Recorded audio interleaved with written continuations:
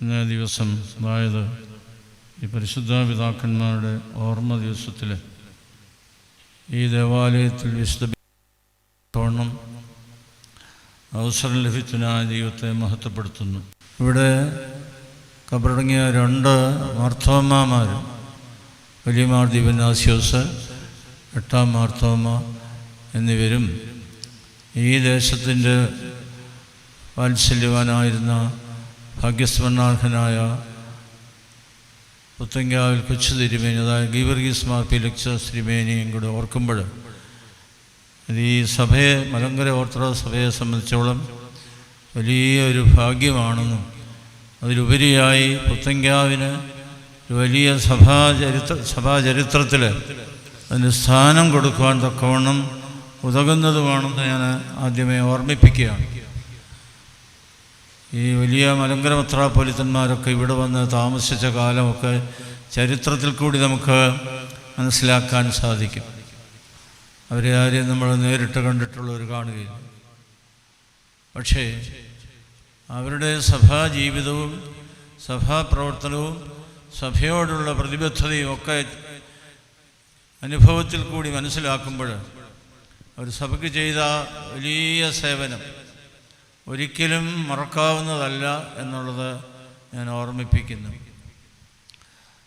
മലങ്കര സഭയെ 7 ഭദ്രാസനങ്ങളായി വിഭജിച്ച, അതായത് മുളന്തുരുത്തി സിനോദോസിൽ വെച്ച് 7 ഭദ്രാസനങ്ങളായി പത്രോസ് പാത്രിയാർക്കീസ് ഭാഗിച്ചപ്പോൾ അതിലൊരു ഭദ്രാസനമായിരുന്നു തുമ്പമൺ ഭദ്രാസനം.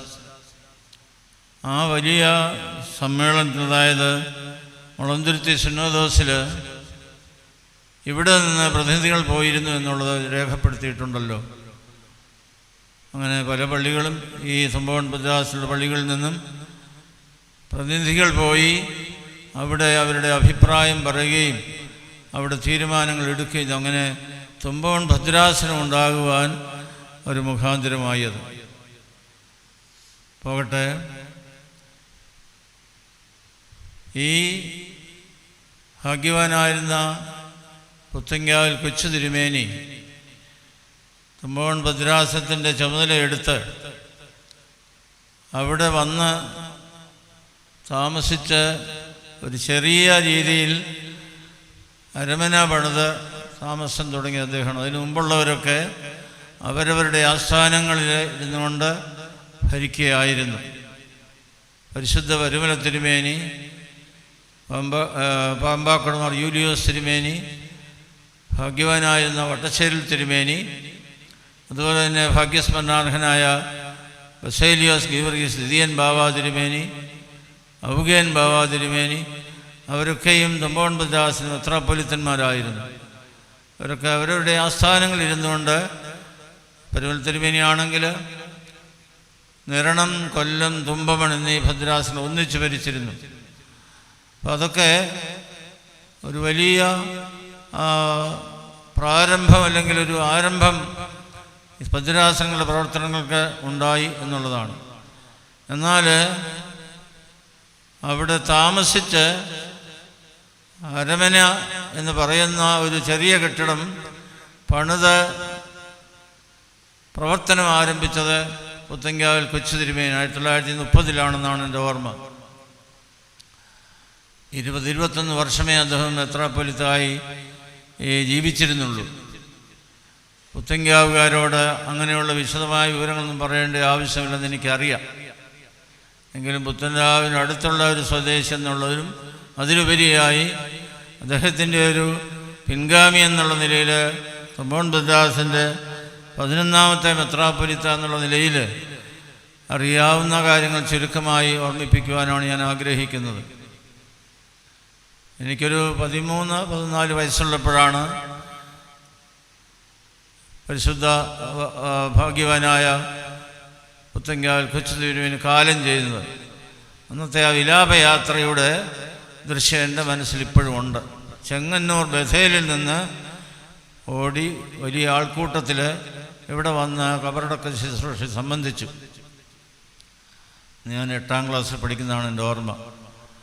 അത് കഴിഞ്ഞ് വൈദ്യസെമിനാരി പഠനം കഴിഞ്ഞ് 1958 ഞാൻ ജനുവരി മാസത്തിൽ പത്തനംതിട്ട ബേസിൽ ദേറായിൽ താമസമായി. അന്ന് മുതലുള്ള കാര്യങ്ങൾ പറഞ്ഞു കേട്ടും ഇവിടുത്തുകാരിൽ മനസ്സിലായി. അദ്ദേഹത്തിൻ്റെ പ്രിയ സാരഥിയായിരുന്ന അമ്മാളിയേട്ടന്, പിന്നെ കൂടെ ഉണ്ടായിരുന്നൊരു ചാക്കോ ചേട്ടന്, ഇവരൊക്കെ പറയുന്ന കാര്യങ്ങളൊക്കെ കേട്ട് പഠിച്ചിട്ടുണ്ട്. പോട്ടെ, അതുമാത്രമല്ല, അദ്ദേഹം സ്ഥാപിച്ച ബേസിൽ ദേറായിലെ അംഗങ്ങൾ, അവരെക്കുറിച്ചൊന്നുകൂടി ഓർക്കുന്ന ഒരു ഉചിതമായിരിക്കുമെന്ന് ഞാൻ വിശ്വസിക്കുന്നു. പുത്തങ്കാവ് സ്വദേശിയായിരുന്ന ബഹുമാന്യനായ ഡോക്ടർ MK തോമസ്, അതായത് മലയമേലത്തേൽ തമ്പിയച്ചൻ, മഴുവേലി സ്വദേശിയായ, അതായത് ഇവിടുന്ന് കല്യാണം കഴിച്ചിരിക്കുന്ന PS ശമുവേലച്ചന്, ഇവർ രണ്ടുപേരും ഇപ്പോൾ ആ കൂട്ടത്തിൽ ജീവിച്ചിരിപ്പുള്ളൂ. ബാക്കി AT ഗബ്രിയേലച്ചന്, ആറാട്ടുപുഴ സ്വദേശിയായിരുന്ന ഉമ്മനച്ചന്, തേവാർ സർബാച്ചന്, ആറാട്ടുപുഴ തന്നെ സ്വദേശിയായിരുന്ന MG ചെറിയാൻ സാറ്, വെണ്ണിക്കുളം സ്വദേശിയായിരുന്ന സഭാകവി CP ചാണ്ടി സാറ്, അങ്ങനെ ബഹുമാനപ്പെട്ട GM വർഗീസ് അച്ഛന്, അങ്ങനെയുള്ളവരെയൊക്കെ ഓർക്കുമ്പോൾ ഇദ്ദേഹത്തിൻ്റെ സഭയോടും സഭയുടെ ആത്മീയ പ്രവർത്തനങ്ങളിലുള്ള തൽപരതയാണ് ഞാൻ മനസ്സിലാക്കുന്നത്. അദ്ദേഹത്തിൻ്റെ കൂടെ താമസിച്ച് സഭാ പ്രവർത്തനങ്ങൾ നടത്തണമെന്നുള്ളതായിരുന്നു വലിയ ലക്ഷ്യം. അതിനാണ് ഒരു സമൂഹം വിശുദ്ധ വലിയമാർ ബസേലിയോസിൻ്റെ നാമത്തിൽ സ്ഥാപിച്ചത്. അദ്ദേഹത്തിൻ്റെ വലിയ ആരാധ്യപുരുഷനായിരുന്നു ബസേലിയോസ് പിതാവ്. ആ നാമത്തിൽ ഒരു സ്ഥാപനം അല്ലെങ്കിൽ ഒരു സമൂഹം സ്ഥാപിക്കണമെന്ന വലിയ ആഗ്രഹമായിരുന്നു. അങ്ങനെ സ്ഥാപിച്ചു. ഇന്ന് അതതിൻ്റെ ശിഥിലമായി പോയെന്നുള്ള സങ്കടപൂർവ്വം ഓർമ്മിപ്പിക്കട്ടെ. അദ്ദേഹത്തിൻ്റെ വലിയ ഇടം കൈയും വലം കൈയുമായി നിന്ന് പ്രവർത്തിച്ചവർ, ഈ ഇടുക്കളയച്ഛന്, ഇങ്ങനെ പലരുണ്ട്. പിന്നീടാണ് father K David, TT Thomas അച്ഛന്, ഇവരൊക്കെ വന്നിട്ടുള്ളത്. എന്തായാലും സഭയിലെ തുമ്പവൻ ഭദ്രാസനം ഒന്നാമതായിരിക്കണമെന്നുള്ള വലിയൊരു ലക്ഷ്യം അത് വെച്ചുകൊണ്ട് ആത്മീയ പ്രസ്ഥാനങ്ങൾ മുഴുവൻ അന്ന് ഏത് ഭദ്രാസനമുള്ളതിനേക്കാളും കൂടുതലായി വളരെ താല്പര്യത്തോടു കൂടി ഓടി നടന്ന് എല്ലാ ആത്മീയ സംഘടനകളും അവിടെ പ്രവർത്തിച്ചിരുന്നു. വൈദികർക്ക് ആവശ്യമായ എല്ലാ സൗകര്യങ്ങളും, ഭാവിയിൽ പെൻഷന്, അവർക്ക് പൊതുവായ സ്ഥലം മാറ്റം, അവർക്ക് ക്ഷേമനിധി, ഇങ്ങനെയൊക്കെ ആരംഭിച്ചത് തുമ്പോൺ ഭദ്രാസനത്തിൽ ആദ്യമായിട്ടുണ്ട്. ഇന്നും അതങ്ങനെ തുടർന്നു പോകാൻ ഒരു പരിധി വരെ സാധിക്കുന്നു എന്നുള്ളൊരു അനുഗ്രഹം തന്നെയാണ്. അതിൽ നിന്ന് 2 ഭദ്രാസനങ്ങളാണ് വേർതിരിക്കപ്പെട്ടത്. ഒന്ന് ചെങ്ങന്നൂർ ഭദ്രാസനം, 35 വർഷത്തിലധികമായി. ഒന്ന് ഇപ്പോൾ ഈ 2010 നിലയ്ക്കൽ ഭദ്രാസനം വരുന്നു.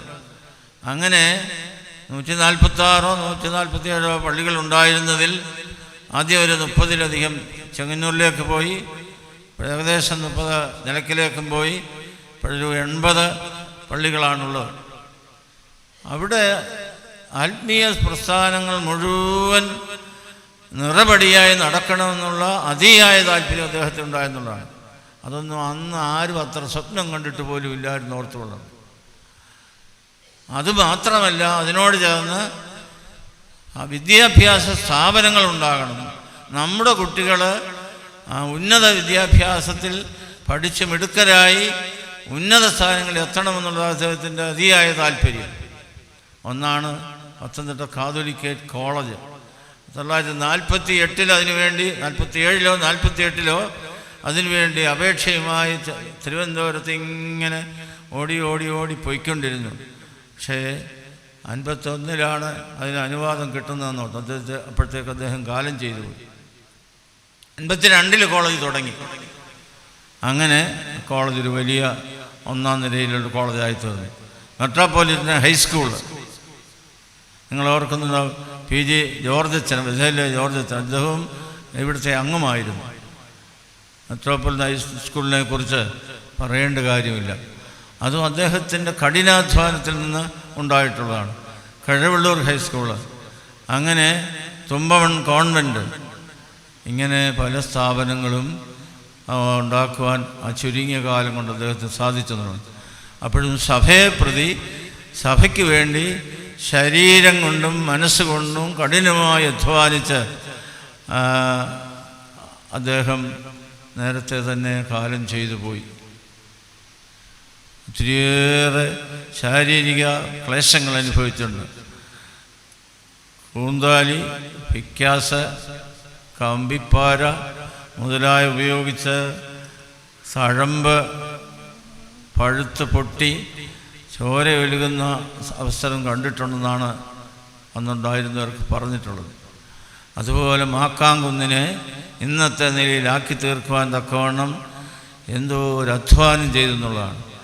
അങ്ങനെ അധ്വാനിച്ചുകൊണ്ടിരിക്കുമ്പോൾ സഭാവിശ്വാസികളെ, പള്ളിക്കാരൊക്കെ വന്നു കഴിഞ്ഞാൽ കൈമുത്താൻ, കൈ കൊടുക്കുവാൻ, കൈയെല്ലാം ചേറും ചെളിയുമായിരിക്കും. കൈയുടെ മുട്ട് കൊടുത്ത് മുത്തിച്ചു എന്നുള്ളതും കേട്ടിട്ടുണ്ട്. ബഥേലിൻ്റെ അവസ്ഥ പഴയ പേര് പൊതയിലെന്നായിരുന്നു, അതും അറിയാം. ഈ വലിയ പെരുവഴി മീൻസി റോഡിൽ യാത്ര ചെയ്യുമ്പോൾ കോട്ടയമോ കുന്നംകുളമോ തിരുവനന്തപുരമോ കൊട്ടാരക്കരയോ ഇങ്ങനെ യാത്ര ചെയ്തുകൊണ്ടിരിക്കുമ്പോൾ അന്നത്തെ പരിമിതമായ വളരെ സൗകര്യങ്ങൾ കുറഞ്ഞ ഒരു കൊച്ചു കാറിനകത്ത് യാത്ര ചെയ്യുമ്പോൾ വഴിയിൽ കിടന്നിങ്ങനെ കാറിനകത്തോടെ ഉറങ്ങുക. എവിടെയെങ്കിലും കയറി ഒന്ന് അല്പം വിശ്രമിക്കണമെങ്കിലോ ഒന്ന് കുളിക്കുകയോ എന്തെങ്കിലുമൊക്കെ ചെയ്യണമെങ്കിൽ ചെറിയ ചെറിയ കേന്ദ്രങ്ങളുണ്ടാകുമെന്ന് മനസ്സിൽ കണ്ട് ബഥേലാക്കി മാറ്റി. അതൊന്നും നിങ്ങളോട് പറയേണ്ട കാര്യമൊന്നുമില്ല.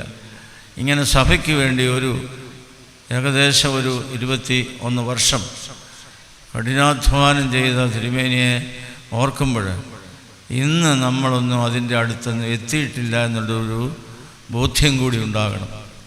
ഇതെല്ലാം നടത്തിക്കൊണ്ടു പോകാൻ തക്കവണ്ണം ഇന്ന് നമുക്ക് സാധിക്കുന്നില്ല. ഒരു കോളേജോ മറ്റ് സ്കൂളുകളോ അല്ലെങ്കിൽ സ്ഥാപനങ്ങളോ ആധ്യാത്മിക സംഘടനകളോ ഒന്നും ഇന്ന് അദ്ദേഹം നടത്തിയതുപോലെ നടത്തുവാൻ നമ്മളെ കൊണ്ട് സാധിക്കുന്നില്ല. അതൊരു ചോദ്യചിഹ്നമാണ്. എന്തു പറ്റിയെന്നുള്ളതാണ്. പറന്തൽ പള്ളി, അതിന് അരമനപ്പള്ളി എന്നാണ് പേര്, ഇപ്പം പിന്നെ ഇടവകയായി മാറിപ്പോയി. ഇങ്ങനെ പിന്നെ സഭ മുഴുവനായും സമാധാനത്തിലുള്ള ഓട്ടം, വളരെ കലുഷിതമായ സമുദായ കേസ് നടക്കുമ്പോൾ അവിടെ എവിടെ ചെന്നാലും ധൈര്യപൂർവ്വം ചെന്ന് അവരോട് ആവശ്യമായ ഉപദേശങ്ങൾ, ചർച്ചകൾ നടത്തി സഭയ്ക്കൊരു സമാധാനം ഉണ്ടാക്കണമെന്നുള്ള അതിയായ താല്പര്യം. അങ്ങനെ പിന്നെ കൺവെൻഷൻ ബന്ധുകൾ, ഞാൻ അദ്ദേഹത്തെ നേരിട്ട് കാണുന്നത് ഒന്ന് ഈ പള്ളിയുടെ വലിയ കൈപ്പടയിൽ നിന്നുകൊണ്ട് വലിയ പെരുന്നാൾ ദിവസങ്ങളിൽ ജനത്തെ വീക്ഷിക്കുന്ന ഒരു രംഗം, 2 ഇവിടുത്തെ കൺവെൻഷനിൽ പ്രസംഗിക്കുന്നത്, 3 ഞങ്ങളുടെ കൂർത്തമലപ്പള്ളിയിൽ വന്ന് ചുരുക്കം ചില സന്ദർഭങ്ങളിൽ വിശുദ്ധ കുർബാനയും അതുപോലെ മറ്റ് ശുശ്രൂഷ നടന്നു. എനിക്ക് 10, 12, 13 വയസ്സുണ്ട്. അന്നത്തെ ഓർമ്മ. അങ്ങനെ ആ ശബ്ദം ഇപ്പോഴും മറന്നിട്ടില്ലെന്നുള്ളതാണ്. അദ്ദേഹത്തിൻ്റെ ആ മാധുര്യമേറിയ ശബ്ദം, അതുപോലെ ഒരു ശബ്ദം നമുക്ക് കേൾക്കാൻ സാധ്യമല്ല. അപ്പോൾ അത് ഈ നാടിന് ലഭിച്ച വലിയൊരു രത്നദീപം എന്ന് പറയുന്നത് വലിയ അർത്ഥപുഷ്ടിയുള്ളതാണ്. ആ അദ്ദേഹത്തിൻ്റെ ഓർമ്മ കഴിക്കുന്ന ദിവസത്തിൽ മറ്റ് പിതാക്കന്മാരുടെ ആ വലിയ സഭാജീവിതത്തിൻ്റെ സഭയുടെ നേതൃത്വത്തിൽ പുത്തൻകാവ് പ്രദേശത്തിന് ലഭിച്ചുള്ള ഒരു പദവി, ആ പദവി വലിയൊരു പദവിയാണെന്ന് ഓർത്തുകൊണ്ട് ഒരിക്കലും ആ പദവി താണുപോകരുതെന്നുള്ളതാണ് എനിക്ക് ഓർമ്മിപ്പിക്കാനുള്ളത്. ആ വലിയ പിതാക്കന്മാരിവിടെ വന്ന് പള്ളി സ്ഥാപിക്കാനും അങ്ങനെ ആളുകളെ, വിശ്വാസികളെ കൂട്ടിക്കേർക്കുവാനും വിശ്വാസത്തിൽ അടിയുറച്ചു നിൽക്കുവാനും പ്രവർത്തിച്ച പിതാക്കന്മാർ ആധുനിക കാലത്തല്ലെങ്കിൽ കഴിഞ്ഞ കാലങ്ങളിൽ പ്രവർത്തിച്ച കൊച്ചു തിരുമേനിയുടെ ആ പ്രവർത്തനവും എല്ലാം കൂടെ ചേർത്ത് കൂട്ടിച്ചേർക്കുമ്പോൾ വലിയ അഭിമാനമാണ്, വലിയ പദവിയാണ്. അത് ഒരു കാലത്തും ഒരു കാരണവശാലും അത് നഷ്ടമായി പോകുവാൻ ഇടയാകരുതെന്ന് ഞാൻ ഓർമ്മിപ്പിക്കുന്നു. അദ്ദേഹത്തിൻ്റെ ഓർമ്മ ദിവസത്തിൽ ഈ വിശുദ്ധ ബലി അർപ്പിക്കുവാൻ തക്കവണ്ണം സാധിച്ചത് വലിയ അനുഗ്രഹമായി ഞാൻ വീണ്ടും നിങ്ങളെ ഓർമ്മിപ്പിക്കുന്നു. നിങ്ങളെ തുമ്പോൺ ഭദ്രാസനു വേണ്ടിയും അദ്ദേഹത്തിൻ്റെ ആ പ്രവർത്തനത്തിലുണ്ടായിരുന്ന ഭദ്രാസനങ്ങൾക്ക് വേണ്ടിയും, അതായത് വിഭജിക്കപ്പെടുന്നതിന് മുമ്പുള്ള ഭദ്രാസനം, നിലയ്ക്കലും ചെങ്ങന്നൂരും ഉൾപ്പെട്ട ഭദ്രാസനു വേണ്ടി പ്രത്യേകം പ്രാർത്ഥിക്കുക. ഭദ്രാസനിലെ ആത്മീയ പ്രവർത്തനങ്ങൾക്ക് വേണ്ടി പ്രാർത്ഥിക്കുകയും സഹകരിക്കുകയും ചെയ്യുക. അദ്ദേഹം നടത്തിയതും അതിനുശേഷം അദ്ദേഹത്തിന് പിൻഗാമി അദ്ദേഹത്തെ, അതായത് ദാനിയേൽ മാർ പീലക്സിനോസ് തിരുമേനിയെ വലിയ വിശ്വാസമായിരുന്നു. അദ്ദേഹത്തെ ഏൽപ്പിക്കുവാൻ, സഭയുടെ ചുമതല ഏൽപ്പിക്കുവാൻ തക്കവണ്ണം മതിയായ ആളാണെന്നുള്ള ഉത്തമ ബോധ്യമുണ്ടായിരുന്നത് പല രംഗങ്ങളിൽ നിന്ന് മനസ്സിലാക്കുവാൻ സാധിച്ചിട്ടുണ്ട്. അദ്ദേഹമാണ് പിന്നീട് മെത്രാപ്പൊലീത്ത. അതിനുശേഷമാണ് ഫിലിപ്പോസ് മാർ യൗസേബിയസ് തിരുമേനി. അങ്ങനെ അതിനുശേഷമാണ് ഞാൻ അവിടെ ചെന്ന ചുമതലയെടുത്തത്. അന്നുണ്ടായിരുന്ന പ്രസ്ഥാനങ്ങളും അതിനോട് ചേർന്നിട്ടുള്ളതും പുതുതായിട്ട് തുടങ്ങിയിട്ടുള്ളതുമൊക്കെ നടത്തിക്കൊണ്ടു പോകണമെങ്കിൽ വലിയ ദുഷ്കരമെന്ന് തന്നെ പറയാം. പക്ഷേ ഇന്ന് പരിഷ്കാരത്തിൻ്റെ അതിപ്രസരത്തിൽ പണമൊക്കെ ചെലവാക്കുന്നതിന് ഇടവക്കാർക്കൊന്നും ഒരു ലോഭവുമില്ല. എന്തും എങ്ങനെയും എത്രയും ചെലവാക്കുന്നതിനൊക്കെ. പക്ഷേ എന്തും അശരണരും അഗതികളും പട്ടിണിപ്പാവങ്ങളും നമ്മുടെ സഭയിൽ ഉണ്ടെന്നുള്ളത് ഓർത്തുകൊള്ളുക. അവർക്ക് വേണ്ടി ദശാംശമെങ്കിലും മാറ്റിവെച്ച് കഴിഞ്ഞാൽ അവരെ എല്ലാം സംരക്ഷിക്കുവാൻ തക്കവണ്ണം സാധിക്കുമെന്നുള്ളതാണ്. ഇന്ന് പുത്തങ്കാവ് ഇടവ തന്നെ വിചാരിച്ചാൽ എന്തെല്ലാം കാര്യങ്ങൾ ചെയ്യാൻ സാധിക്കും. അദ്ദേഹത്തിൻ്റെ ആവേശം, അദ്ദേഹത്തെക്കുറിച്ചൊരു 2 വാക്കുകൾ പറഞ്ഞു കഴിഞ്ഞാൽ, he was a dynamic personality. ഒരുത്തർക്കും അദ്ദേഹത്തോട് സമനായിരിക്കുവാൻ സാധ്യമല്ല. പുത്തങ്കാവിൽ കൊച്ചു തിരുമേനി ഈസ് പുത്തങ്കാവിൽ കൊച്ചു തിരുമേനി, നോ അതർ സബ്സ്റ്റിറ്റ്യൂട്ട്. അതിന് പകരക്കാൻ ഒരുത്തനില്ലെന്നുള്ളതാണ്. അങ്ങനെയുള്ള ഒരു പിതാവിനെ ഓർക്കുമ്പോൾ, അല്ലെങ്കിൽ മുൻപുള്ള പിതാക്കന്മാരെ ഓർക്കുമ്പോൾ, അവർ സമ്പാദിച്ച സ്വത്തുകൾ സംരക്ഷിക്കുവാൻ തക്കവണ്ണം അല്ലെങ്കിൽ കഴിയാതെ പോകുന്നുവെങ്കിൽ അതൊരു വലിയ ചോദ്യചിഹ്നമാണ്. സഭയുടെ തലമുറ, ഇപ്പോഴത്തെ തലമുറ എന്നുള്ളത് അടുത്ത തലമുറയെ ഈ ചുമതല ഏൽപ്പിക്കേണ്ടവരെന്നുള്ള നിലയിൽ നമ്മൾ നല്ലതുപോലെ ചിന്തിക്കേണ്ടതാണ്. ഒത്തിരി കാര്യങ്ങൾ ചെയ്യുന്ന നമ്മളൊക്കെ പറഞ്ഞെന്ന് വരാം. പക്ഷേ അവരൊക്കെ അന്ന് നിസ്സാരമായിട്ടുള്ള വരുമാനത്തിൽ നിന്ന്, അദ്ദേഹത്തിൻ്റെ ചില ഡയറികൾ അഭിമന്യ അത്താനാസ് തിരുമേനിയിൽ നിന്നും പത്തനംതിട്ട വേസിൽ തേറാലിനുമൊക്കെ ചിലതൊക്കെ എനിക്ക് കാണുവാൻ സാധിച്ചിട്ടുണ്ട്. കുന്നംകുളത്ത് നിന്ന് തിരുവനന്തപുരം വരെ യാത്ര ചെയ്തതിന് ശേഷം കിട്ടിയ തുകയെല്ലാം കൂടെ 49 രൂപ 2 ചക്രം. അതവിടെ ഇരുന്ന് അരവനയ്ക്ക് പണിയുന്ന ആശാരിക്ക് കൊടുക്കാൻ തികയത്തില്ലായിരുന്നു. പരിപ്പോടെയും പഴവും വാങ്ങിച്ചത് 2 അണ. അദ്ദേഹത്തിന് ഇഷ്ടമുള്ളൊരു വിഭവമായിരുന്നു. നിലത്ത് കിടന്ന് ചിലപ്പോൾ ഉറങ്ങും.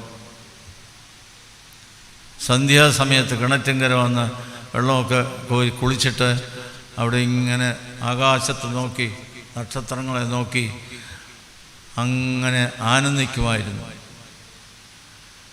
കൂട്ടുകാരോട്, അതായത് കാറിൽ യാത്ര ചെയ്യുമ്പോൾ അമ്മാളിയേട്ടനെ കുറിച്ചും അറിയാത്തവരാണ് അല്ലല്ലോ എന്നോട്, അമ്മാളിയേട്ടനോട് കുശലം പറയുക. അങ്ങനെ എന്തെല്ലാം കാര്യം. ഇന്ന് അദ്ദേഹത്തെക്കുറിച്ച് അതുപോലെ സാക്ഷിക്കുവാൻ തക്കവണ്ണം ബഹുമാനപ്പെട്ട ശാമുവേൽ കോർപ്പിസ്കോപ്പാച്ചനും PS ശമുവേലച്ചനും MK തോമസച്ചനും ഒക്കെ ഉള്ളൂ. ഞങ്ങളൊക്കെ കേട്ട് ഉള്ളതേ ഉള്ളൂ. അങ്ങനെ ആ ഒരു വലിയ പിതാവിനെ ഓർക്കുമ്പോൾ സഭയുടെ വലിയൊരു നിധിയായിരുന്നു. രത്നദീപമായിട്ട് ശോഭിക്കട്ടെ. ആ രത്നത്തിൻ്റെ പ്രകാശം നമ്മിലേക്ക് ശോഭിച്ച് അത് അടുത്ത തലമുറയ്ക്ക് പകരുവാൻ തക്കവണ്ണം സാധിക്കട്ടെ എന്ന് പ്രാർത്ഥിച്ച് ആശംസിച്ച് എൻ്റെ വാക്കുകൾ നിർത്തുന്നു. ദൈവം അനുഗ്രഹിക്കട്ടെ.